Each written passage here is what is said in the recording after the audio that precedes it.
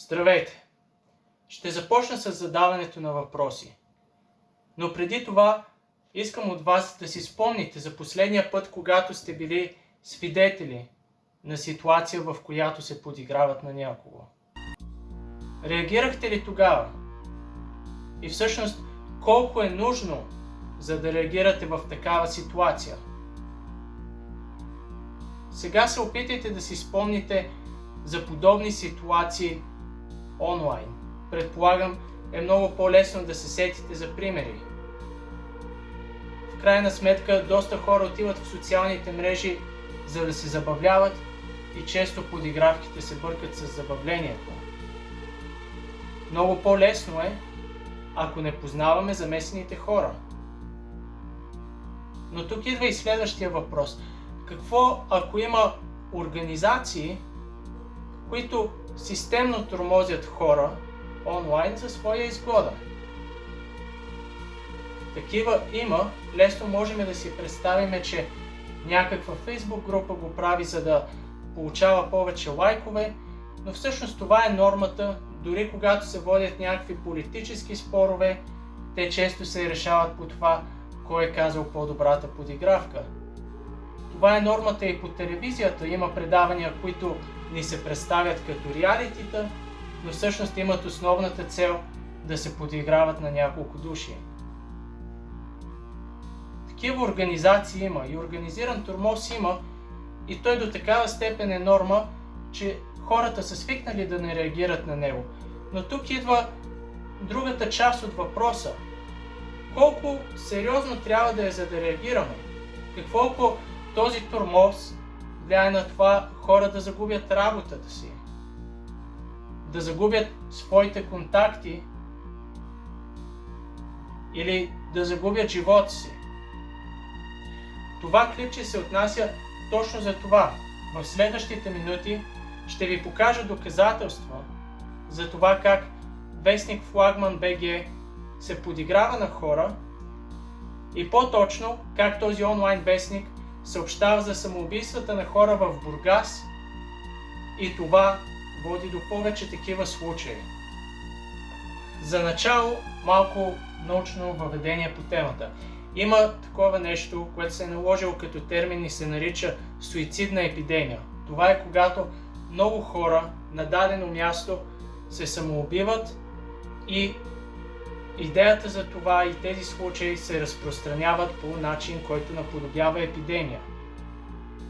Има също такъв ефект, някои хора му казват copycat suicide.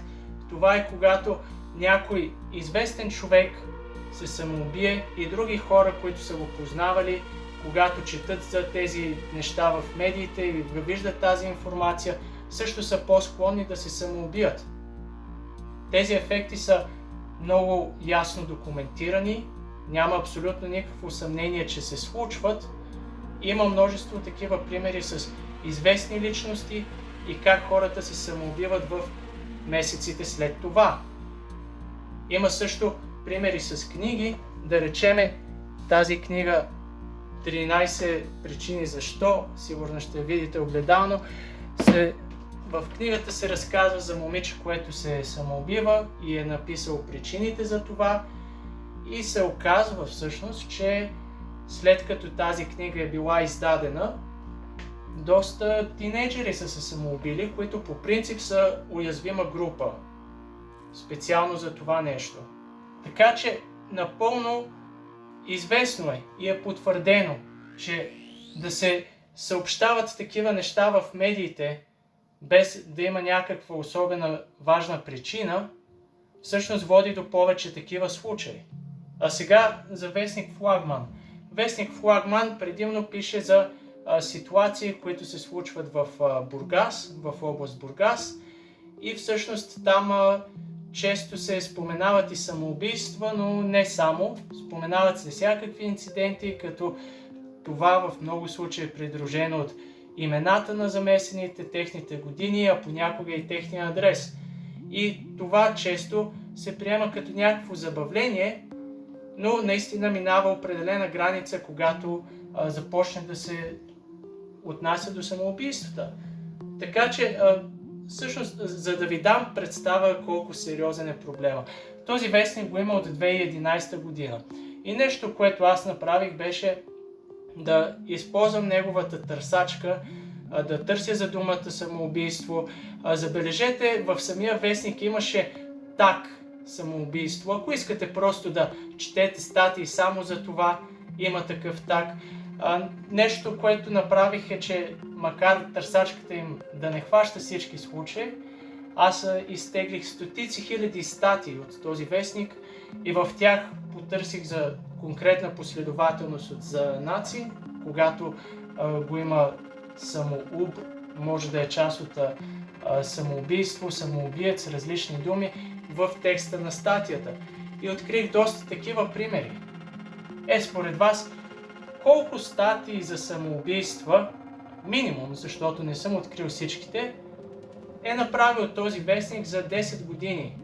Резултатите от моето търсене бяха над 2300 статии, което е близо 200 статии годишно или също една статия през ден. Горе-долу така се получава. Този вестник горе-долу през ден е публикувал за самоубийството на някого.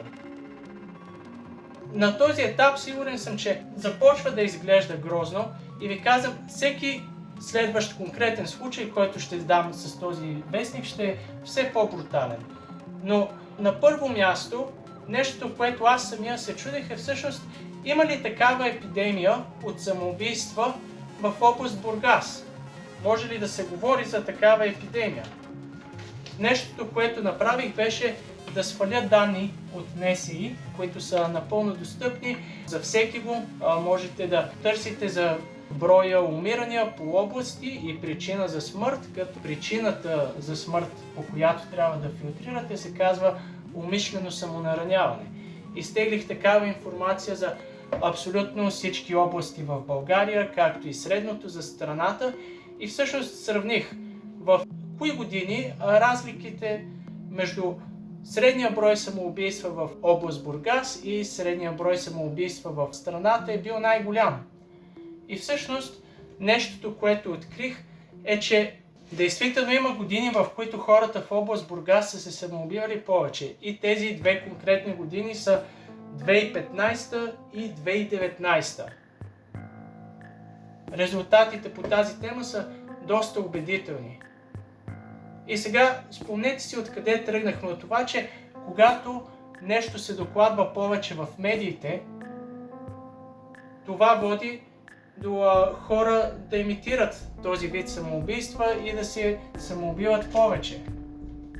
Така че, след като съм изтеглил към 2300 страници от този вестник, аз също можех да сравня всъщност в коя година колко статии по тази тема са правили от вестник Флагман.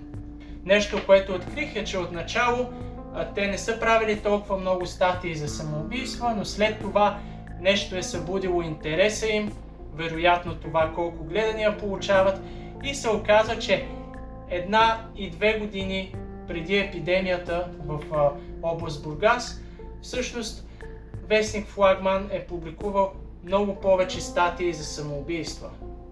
На тази графика съм съпоставил данните от НСИ за броя самоубийства в област Бургас, като това може да видите на скалата отляво на графиката, а отдясно, на скалата отдясно са показани всъщност броя статии по темата от вестник Флагман. Виждате, че те започват през 2011, докато данните от НСИ са от по-рано. Нещото, което се вижда първо в данните от НСИ, сложил съм там средното за област Бургас, също броя самоубийства средно на мъже и броя самоубийства на жени. Има разлика между половете, която е напълно типична за европейски и като цяло страни с по-индивидуалистична култура, така че в тези данни няма нещо чак толкова изненадващо, но когато се загледате внимателно в скалите, както ви казах, в Бургас са около 400 000 души. Самоубийствата се броят в случай на 100 000, така че би трябвало да умножите по 4 това, което виждате на лявата скала. И тогава ще излезе, че по средата на тази епидемия в 2015 година в Бургас са се самоубили около 60 души. Когато обаче погледнете статиите, които са били написани в тази година, ще видите, че те са били над 250. Тоест, вестникът е написал колко са това? Над 4 пъти повече статии за самоубийство, отколкото имало самоубийство в област Бургас. Нали? Аз отначало, като го видях това и се зачудих, добре, те пишат за едно самоубийство по няколко пъти ли? Да, оказва се, че не е това единствената причина. Понякога просто пишат за самоубийства на чужденци, ако просто нямат случай скоро, или правят и антология на самоубийствата през изминалите години, защото защо не? Ще дам примери след малко. Но да, изглежда те го правят това и можете много ясно да видите на тази графика, че те са започнали да правят тези статии преди да се е случил максимумът на самоубийствата в Бургас. Разбира се, те са продължили и след това да публикуват тези статии, защото получават гледания. Очевидно има смесващи се фактори тук. Но и за вторият максимум, който казахме, който беше през 2019 година, може също да се види, че има едно малко връхче през 2018 година, когато вестник Флагман също са правили повече статии за самоубийства. Можем ли от това да кажем, че вестник Флагман предизвиква суицидната епидемия в Бургас? Не съм толкова наивен. Всъщност, ясно ми е, че хората четат повече от един вестник, сигурно 20, има различни източници на информация и различни причини хората да се самоубиват. Така че едва ли вестника е причинил това сам. Със сигурност са виновни и други медии и други фактори, които са твърде много, за да ги изброим. Но все пак се замислих какви са измеренията на тази суицидна епидемия в Бургас и какво може да кажем за конкретни случаи, в които вестникът се е бил намесил. Дали там неговата намеса всъщност имала много злополучен резултат. Потвърдих, че в Бургас има епидемия. По това не мисля, че има някакъв спор. Причините можем да се чудиме за тях. Някои хора биха обвинили държавната ситуация, всъщност вестника често се възползва от това, пише статии по темата за самоубийства и ги използва като повод да коментира ситуацията в страната. Но нещото, за което все пак вестникът беше по-полезен от НСИ, е, че в тези статии, когато те споменават и адресите на хората, аз мога да потърся кои квартали се споменават и да видя така в кои квартали в Бургас хората се самоубиват най-много. Диаграмата изглежда така. Виждате, че кварталите рекордьори в тази злощастна статистика са Меден рудник, Славейков и Изгрев. Специално Меден рудник е известен с това, поне от анекдоти на мои приятели, че там има повече представители на малцинствени групи и като цяло хората са с по-нисък социо-икономически статус. Но ако погледнете на картата, също ще видите, че този квартал чисто в пространството е отделен от Бургас или сегрегиран, което също по принцип е причина и фактор да се случват такива неща. Добре, така изглежда в кои квартали са били най-много случаите, което може да е и някакъв репортинг байас, като например вестника да има повече репортери в тези квартали, но поне на първо четене статистиката някак си пасва с това, което очакваме. И когато има толкова много случаи, всъщност реших да видя дали мога да вляза още по-надълбоко. Те все пак споменават адресите на хората, понякога блоковете, така че да видя дали от такива случаи мога да си направя някаква по-ясна картинка на ситуацията. И това, което открих, е шокиращо.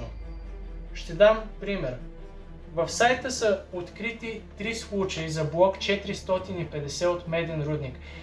3 случая на самоубийство в един и същи блок за период, който е по-малко от 10 години.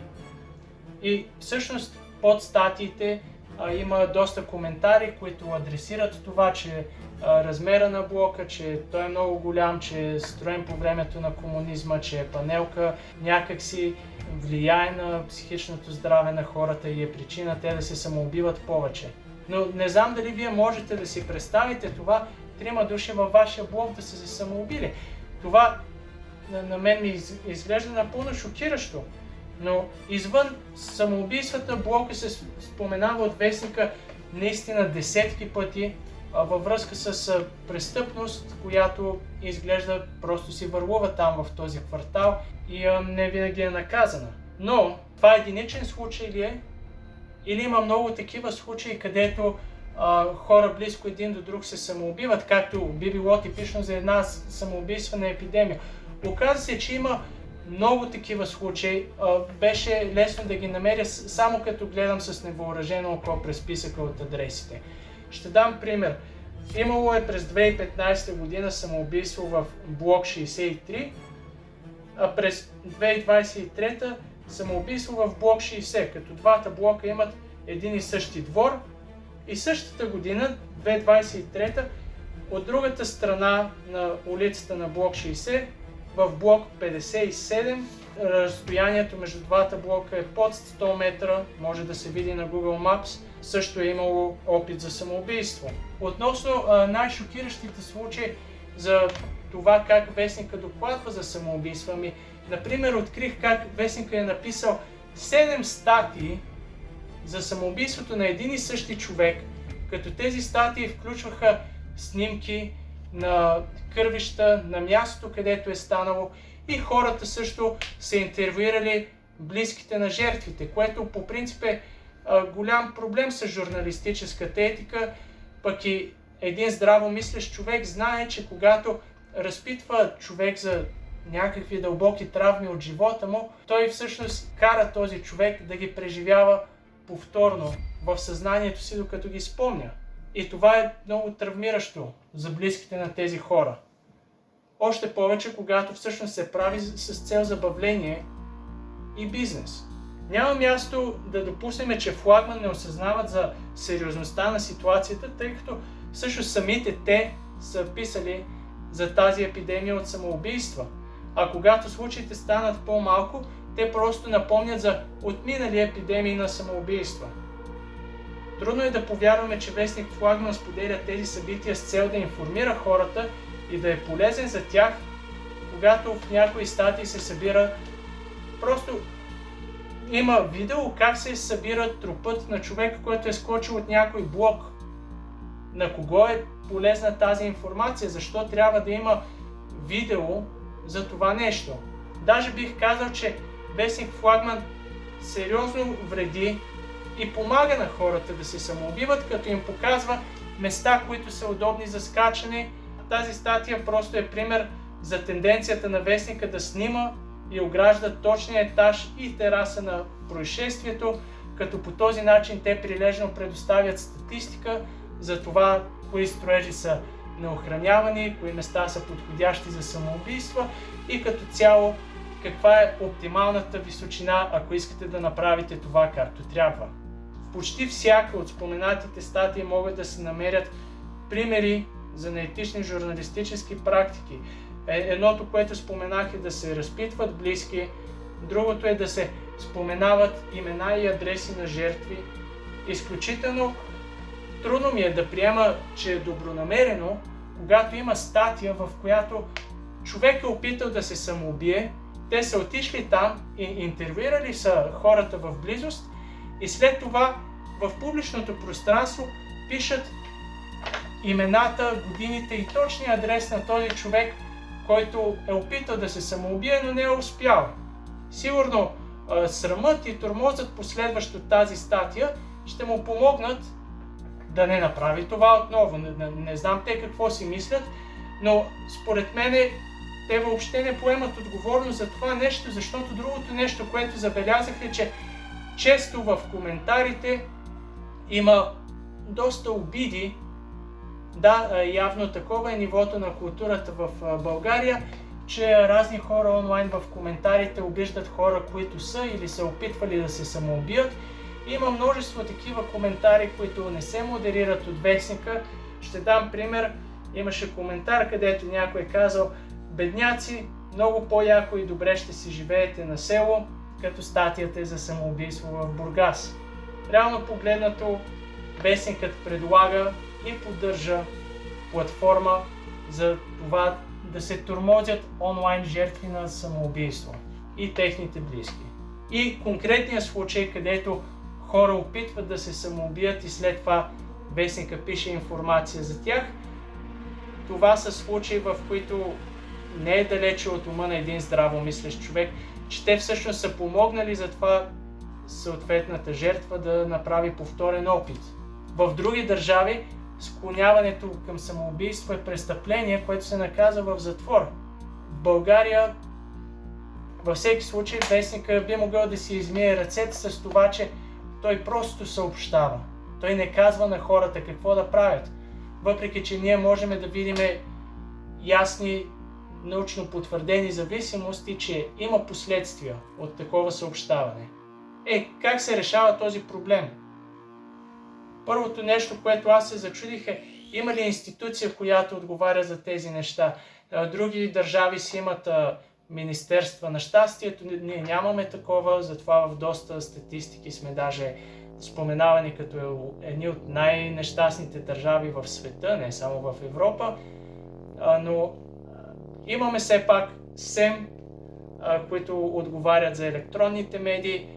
Писах им писмо и техният отговор беше, че те всъщност се занимават с видеоматериали и не се занимават с онлайн вестници. Така че изглежда няма институция, която да отговаря за такива случаи, въпреки че действително, отново казвам, епидемия има, това не може да се отрече и има ясни последствия от нея. Предвид това, че склоняването към самоубийства по принцип е проблем и сайта изглежда печели от такива случаи, исках да видя дали ако ги поставя в ситуация те да изкушават някого към самоубийство, те всъщност ще бъдат изкушени да го склонят.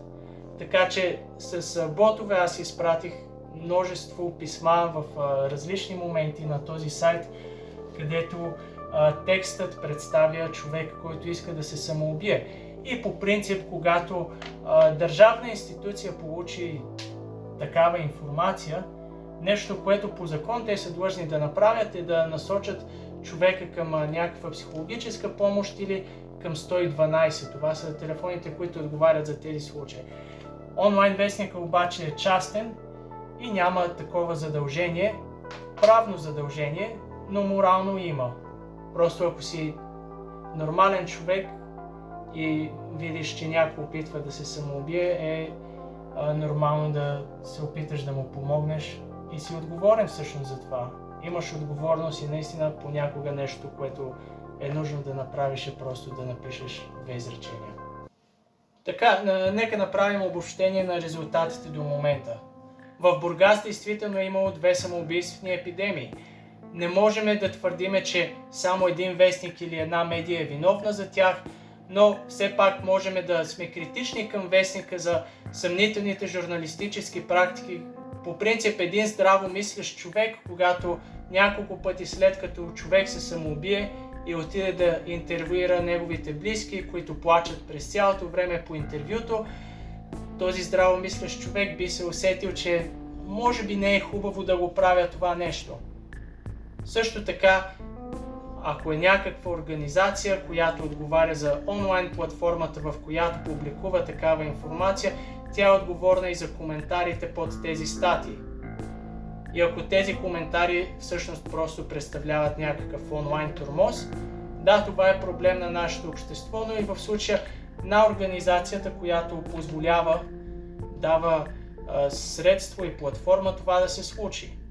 И другото нещо е, че всъщност изглежда все още нямаме институция, която да отговаря за това и нямаме даже начини да обвиниме някои от хората, които са отговорни за тези статии. Иска ми се да кажа имената на автори и техните адреси и в момента работя по това. Ако го разбера, тази информация ще бъде предоставена на всички да я ползват както намерят за добре. Аз не давам идеи, просто информирам.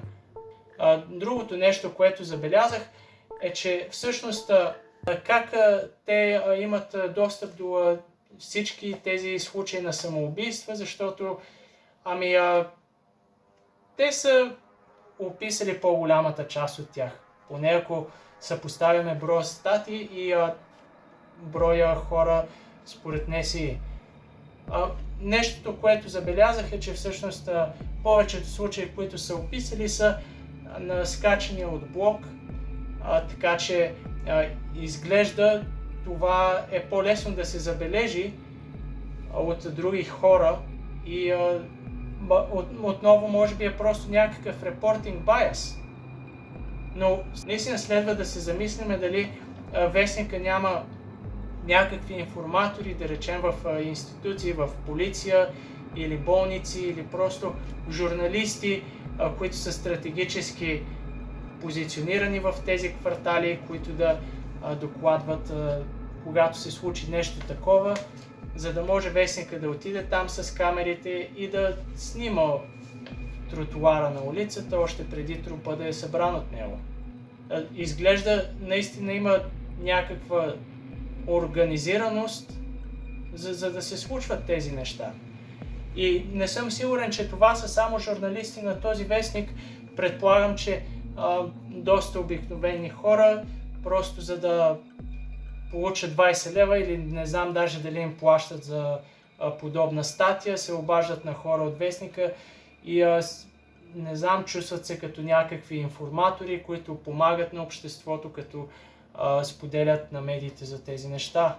Ако тези хора гледат това видео и са стигнали до тук, надявам се, те разбират, че не правят услуга на обществото.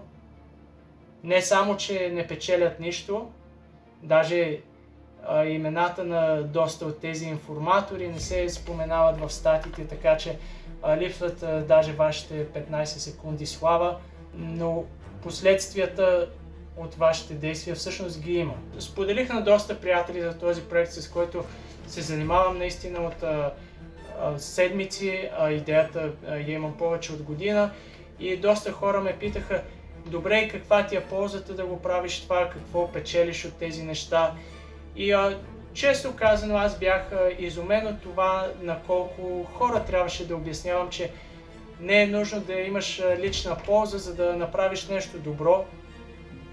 Това само по себе си е притеснително, че доста хора ми задаваха този въпрос, но другия въпрос всъщност е, че и да, изглежда обикновени хора, граждани, помагат и дават възможност на този вестник да публикува такива статии. Това не е просто проблем на някакви 5 или 10 журналисти, а е проблем на доста хора от обществото, които проявяват безкритичност, когато се обаждат на журналисти с такава информация, или било то даже когато споделят статии от този вестник и му дават популярност. Защото отново, както казах, това повече хора да четат тези статии има своите последствия. Парадоксалното е, че може би даже след това клипче повече хора ще споделят статии от вестника като нещо забавно, отколкото да споделят това клипче, което всъщност информира хората за истински проблем и за нещо, което просто не е добре да се прави и реално вреди. Иска ми се да кажа, че ще направя още нещо по темата, но има правни причини да не казвам такова нещо в това клипче. Ако хора искат да правят неща по темата, те са свободни да ги правят, аз не ги склонявам, но имам готовност да предоставя нужната информация. Ако някои хора, били те с имена или анонимни, направят нещо по-голямо по темата, аз ще докладвам за това нещо. Без да казвам, че по някакъв начин съм свързан с нещата, които предстоят да се случат. Това е всичко, което имам да кажа.